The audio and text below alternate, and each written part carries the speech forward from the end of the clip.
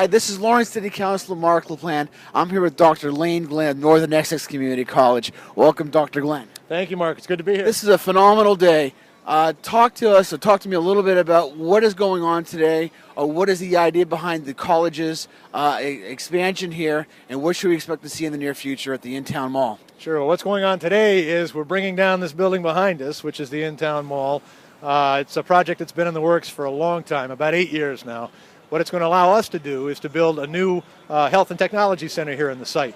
44,000 square foot facility that's going to allow us to expand our healthcare programs, give more opportunity for the citizens of Lawrence and the surrounding communities to come to the college and to get degrees and certificates in some high demand fields, to go to work in healthcare fields in the area.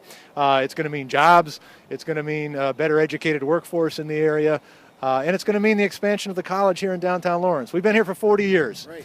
A year ago we were in 2 buildings. This year we're in 5 buildings. A couple of years from now, we can see a comprehensive urban campus downtown Lawrence here. We think that what we have begun, there's a long way we can still go working with the city, working with businesses, other organizations in the area. We think Lawrence can be a college town. Now, time frames for this building. This has been around, for, like you said, for over 25 years. How long will it take to tear it down? And then when can we actually start seeing students walking in the halls? Okay, those are good questions. The building is coming down now even as we speak. It's going to take a while. It's going to take several weeks to bring this thing down and get it to ground level. We anticipate a groundbreaking ceremony when it's probably even colder than it is today in the middle of winter. You know, it could be February, March, somewhere in there. And the new construction will begin this spring.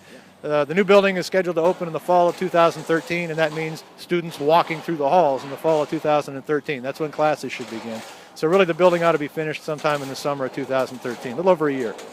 We also talked about jobs. I know that you talked about it today, as well as Senator Feingold talked about jobs. Can you give us an idea of what we're talking about as far as actual jobs, and what is that going to mean with the surrounding businesses on Essex Street, Common Street, and elsewhere? Yeah, sure. You know, this past May, the college provided 1,048 degrees and certificates at our graduation ceremony. It's the highest in the history of the institution. More than 300 of those were in health fields, and those students go right to work. Even through this recession, what we have found is 95% of Northern Essex Community College students are employed within a year of graduation. And most of those students, it's in their chosen career field. Health fields, certainly, full employment. So these expanded health career programs are going to provide, you know, several hundred more students the opportunity to get those degrees and certificates and go to work. And it's going to give us the opportunity to do more with our existing buildings here and perhaps expand some other programs in downtown Lawrence. Now, you teased us earlier. You said that you want to make Lawrence a college town. In addition to what we're seeing here at the Intown Mall, any other plans that you're seeing for the expansion of the college here in Lawrence? Well, a few months ago over the summer, the college bought the registry building, which is back over here to our right. You know, an old courthouse. It's not in very good shape. At the moment, the idea is that we may tear it down and put up some green space there, a park. Right? It's right across the street from the main entrance to this building. But, you know, as other opportunities become available, we'll look at them. The college certainly doesn't have to own and operate everything in this area. We want to be good partners to the people who do. So what does a college town mean, right? It means you've got a place where students are coming downtown to go to school. They need other services. They need bookstores. They need food service. They do shopping, right? So what other kinds of retail services, what other kinds of businesses and organizations make sense around here that we can work with? You know, we see a lot of opportunity ahead, both for the college to be directly involved and to partner with other organizations and businesses. If you think of places, even downtown Lowell, not too far from here, what's happened with Middlesex and UMass Lowell, they've accomplished a lot. And I think there's a lot of potential right here in downtown Lawrence for a similar revitalization. Dr. Glenn, thank you so much, and best of luck to you and your school and your organization here in Lawrence.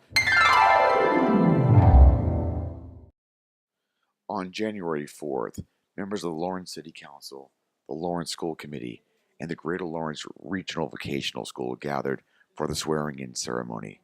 That evening, I had a chance to talk to several members about their hopes and aspirations for their upcoming terms.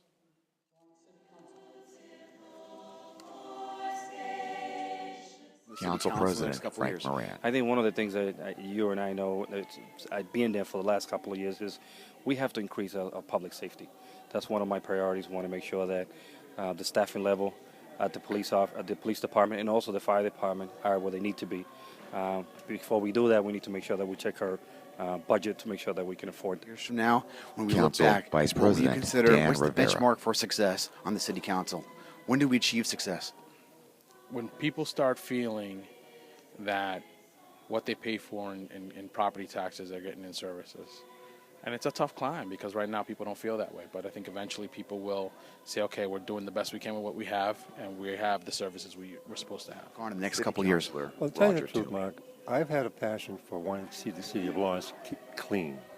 Even when I first started, I worked at putting up these, trying to get some businesses to adopt these parks and keep them nice so the city would look nice, especially gateways coming in. And I'm going to continue on that path. The next couple of years. City Councilor There's a lot. Vasquez. Public safety is my number one concern, and economic development followed by that.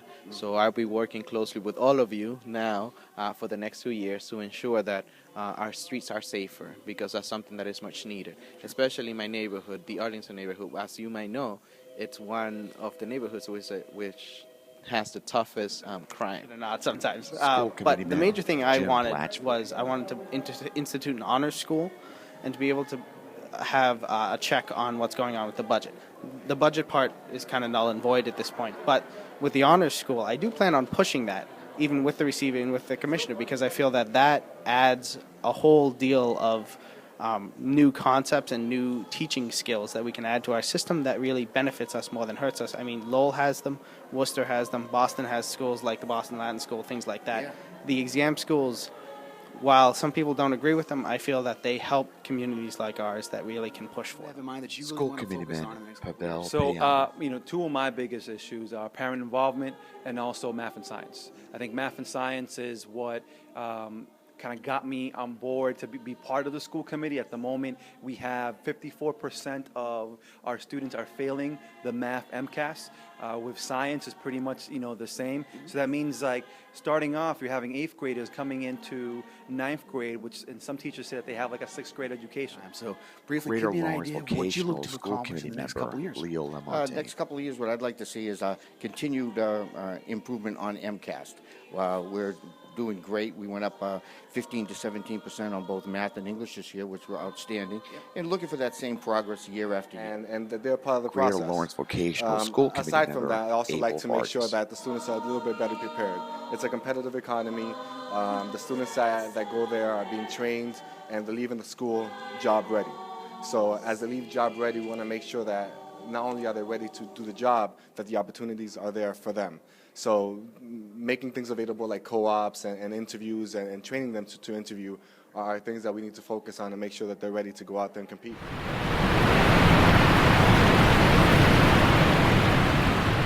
So you're paying flood insurance premiums every year, correct? That's correct, yes. So what kind of money are we talking about annually? It's $1,531 per year. That's spread out through the year into my mortgage payment. And have you ever been flooded out before? No. Have you ever heard of any flooding going on in the street?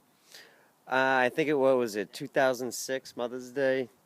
It came up to the guardrail over there, and that was about it. But then, other than that, I haven't heard anything since, 1937 or something. So, we haven't had any issues here at all. So the fact of the matter is you're paying for flood insurance premiums. Now, Shawsheen is right nearby, but the fact is that there's been no impacts at all that you're aware of in the last, 70, 80 or more years. Well, I know from the records, 1978, that's when FEMA enacted the flood insurance policies. There have been no claims on this house since that time. So. Well, part of the problem with the rates are we've had a number of catastrophic events nationwide with flooding. In the way the system works, it's a federal insurance system which insures the entire country. So we're actually propping up parts of the Midwest for the flood damage that was done on the Ohio rivers and the Mississippi rivers and other Midwestern rivers that flood much more greatly than our local rivers. I think the good news is for a section of Lawrence is that one neighborhood is going to be coming out of the flood zone in the next round of map redistricting. And I just received a letter from FEMA that the new map has been finalized for Lawrence. That the official map will not become final till July of 2012. Unfortunately, what that means is that the insurance rate for this year will have already been paid. And because it's already kicks in at the first of the year. What we're trying to do currently is we've got a crew who are being Sal Lapoli has agreed to fund, who are going to go out and do some readings. And what we're going to be doing is do measurements to back up the federal guidelines, because we can't use their data. We have to create our own data. So we're going to create our own data using the federal reports and turn that in. We'll submit that sometime in the next month or two, and what we'll be looking for is an abatement. And so that means anybody who's going to be outside of the flood district, and I can tell you whether or not you're going to be in or out of the flood district, is going to be entitled to an abatement. That's if it's approved. I mean, this is still a long shot. Where I've been working with MEMA, which is a Mass Emergency Management agency, and they agree with me. This sounds very hopeful, but it's FEMA that makes the decision. They have an engineering department in Baltimore who makes the ultimate decision. The math, the engineering should be all correct, and if we get the plan submitted down in a timely manner, hopefully we should do it. If we get and like I said, if the plans are approved, we're hoping to get an abatement, if not for an entire portion of the year, then if not for the entire year, then at least for a portion of the year. Well, I'm a contract employee, worked many years for the same company, and I got laid off about 2 years ago, and I've been working contract work. I'm going to be laid off the end of this month. I pay $170 a month for flood insurance, which when my pay gets cut, it could mean that I'm going to lose my house. Yeah. And that's my biggest fear, is that I'm going to lose everything I put in because I'm paying for something that I shouldn't be paying for. There's a new line created that runs pretty much down Market Street and crossing parts of Loring, and even goes up portions of Salem Street. So the whole neighborhood down near Shawsheen Road, that entire neighborhood, for the most part, should be out of the district now, the flood district. Next steps for folks who feel like they're eligible to, get some sort of abatement or get some sort of relief. What do they need to do? Well, I think they just have to find out whether or not they're going to qualify. And what I can do is the federal government's provided me a map with the boundaries. I've had that overlaid on the city's assessor's map.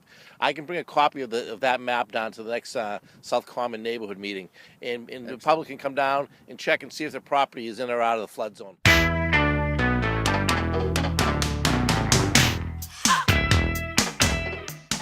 Generally, the assessment process will be based on sales.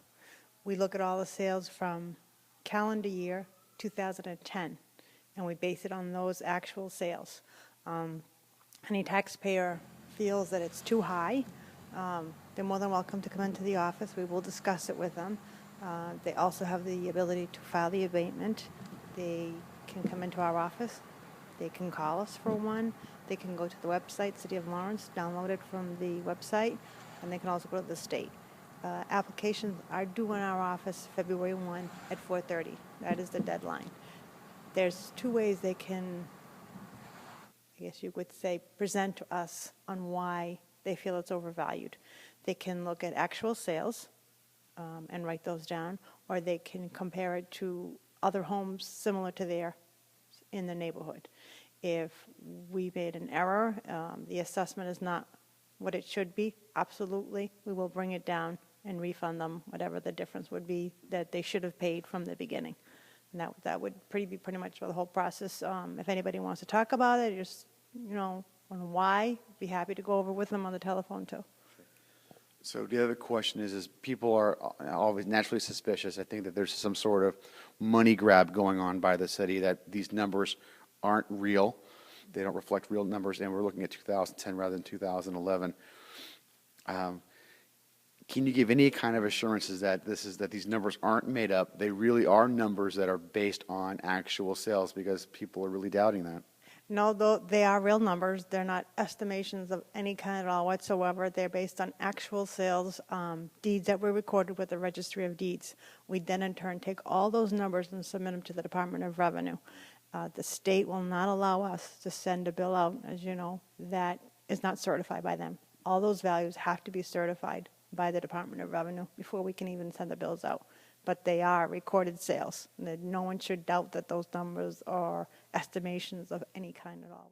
The Board of Assessors has 90 days from that date of February 1 to respond. We will respond. Either we've denied it or we grant you an abatement. If the abatement is denied, there's two ways you can handle it. You can call us back and ask us why we denied your abatement. You can also file an appeal with the Tax Board in Boston. And there is a filing fee involved with that, but we will get back to you within the 90 days. And like I said, if you, for any reason, want to know why we denied it, we'd be happy to go over the abatement with you.